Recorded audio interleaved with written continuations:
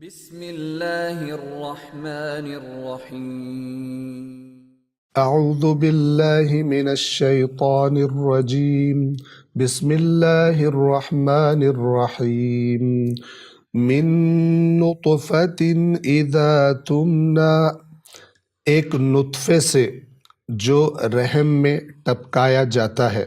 صدق اللہ العلی العظیم۔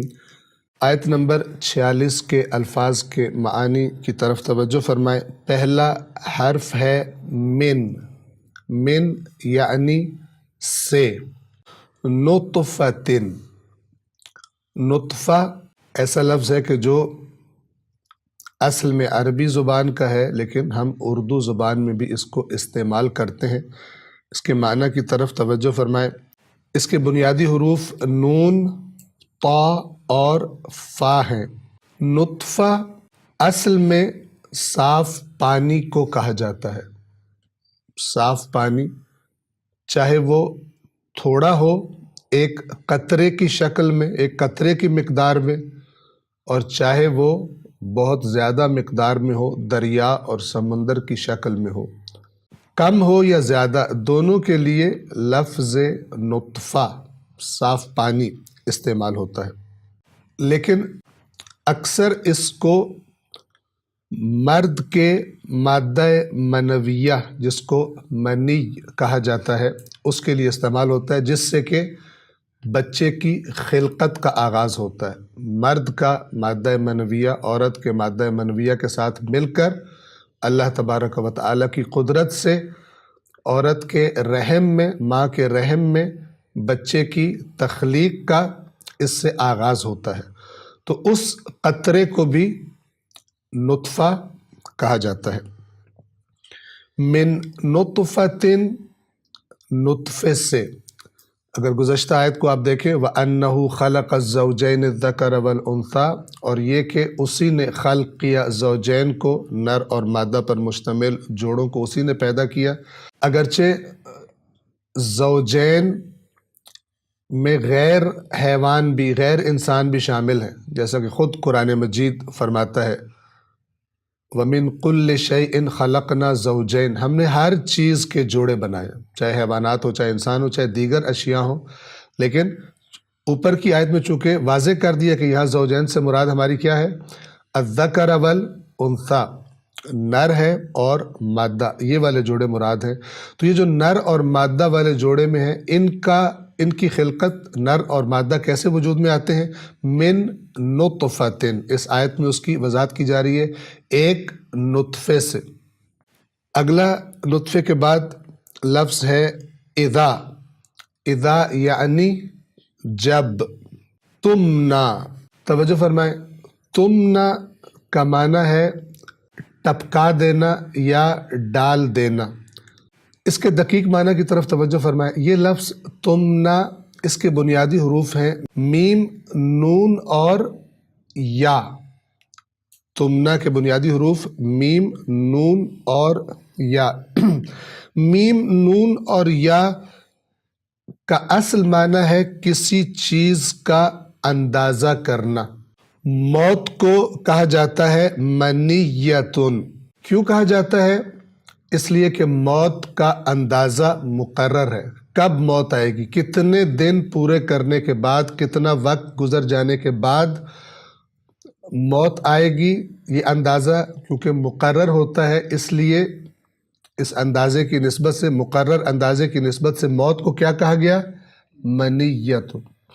آرزو کو تمنا کہا جاتا ہے۔ تمنا، انسان کسی چیز کے بارے میں گویا کہ ایک اندازہ لگاتا ہے، تمنا کرتا ہے، یعنی اس کے بارے میں اپنے دل میں ایک اندازہ معین کر لیتا ہے۔ اور ویسے ہم تمنا کو خواہش یا آرزو بھی کہتے ہیں، لیکن اس کا معنی جو ہے وہ کہاں سے لیا گیا؟ اندازہ کرنے سے۔ انسان اس کے حصول کے لیے اپنے دل میں ایک اندازہ لگاتا ہے۔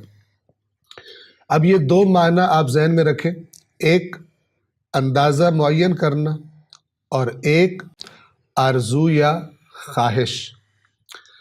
اسی سے لفظ منی ہے کہ جو میں نے عرض کیا کہ مرد اور عورت کے اندر کا وہ مادہ کہ جس کے آپس میں ملاپ سے ایک نئے انسان کی تخلیق کا عمل شروع ہوتا ہے اللہ تعالیٰ کے قانون کے مطابق۔ منی کہا جاتا ہے اسی نطفے کو۔ کیوں کہا جاتا ہے نطفے کو منی؟ نطفہ یعنی قطرہ، اور منی کا قطرہ اسے نطفہ کہا جائے گا۔ کیوں کہا جاتا ہے؟ یا تو اس اعتبار سے کہ اس قطرے سے گویا کہ انسان کی تخلیق، انسان کی پیدائش کا اندازہ لگایا جاتا ہے۔ اندازہ لگایا جاتا ہے یعنی اس قطرے میں معین مقدار اس چیز کی کہ جس سے ایک انسان وجود میں آ سکتا ہے وہ موجود ہوتی ہے، تو وہ خاص اندازہ اس میں معین ہوتا ہے کہ جس سے نیا انسان وجود میں آ سکتا ہے۔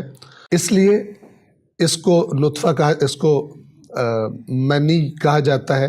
اور یا خواہش اور آرزو کے اعتبار سے کہ انسان میں اس عمل کی خواہش اور آرزو ہوتی ہے، یا ہم کہیں کہ انسان کے اندر صاحب اولاد ہونے کی خواہش یا آرزو ہوتی ہے، تو اس اعتبار سے اس نطفے کو، اس مادے کو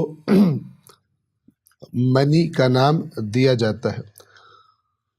تمنا اس عمل کو کہتے ہیں کہ جس میں وہ مادہ ایک جگہ سے دوسری جگہ میں منتقل ہوتا ہے، ایک جگہ سے دوسری جگہ میں ڈالا جاتا ہے، جیسا کہ اس عمل کے دوران، اس جنسی عمل کے دوران کہ جس کی وجہ سے مرد کا مادہ منویہ عورت کے رحم میں منتقل ہوتا ہے، اور اس کے بعد اس رحم میں خداوند عالم کی قدرت سے اور اس کے اذن سے انسان کی تخلیق کا آغاز ہو جاتا ہے۔ اذا تمنا، جب اس مادے کو رحم میں ڈالا جاتا ہے یا اس میں منتقل کیا جاتا ہے۔ توجہ کریں، ہم نے ترجمے میں کہا تھا من نطفۃ اذا تمنا، ایک نطفہ سے جو رحم میں ٹپکایا جاتا ہے۔ یہ جو رحم میں ہے اس کا تذکرہ آیت میں نہیں ہے، رحم کا تذکرہ آیت میں نہیں ہے، یہ فقط بات کو واضح کرنے کے لیے گویا کہ بریکٹس کے اندر اس کا تذکرہ کیا جائے گا، ورنہ اس کا جو لفظی ترجمہ ہے وہ ہے ایک نطفہ سے جو ٹپکایا جاتا ہے۔ السلام علیکم ورحمۃ اللہ وبرکاتہ۔